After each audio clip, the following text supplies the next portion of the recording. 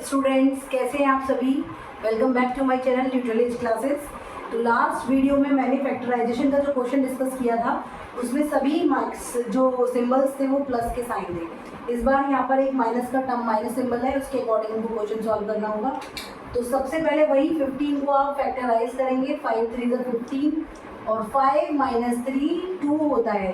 This हमको यहाँ पे 2 लाना था और according to the this sign 5 minus 3 is 2। तो आपको इस 2 की जगह वैल्यू पुट करनी है 5 minus 3।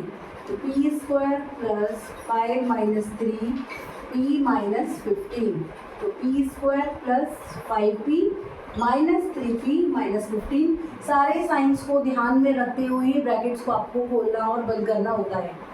Again bracket close, P square plus 5p minus, because of this minus this sign will be plus. Again p is common, p plus 5 minus 3 is common, p plus 5 because 3 5s are 15, p plus 5 again and p minus 3. So this one is our answer. So p plus 5 p minus 3 is the answer of this question. Thank you so much.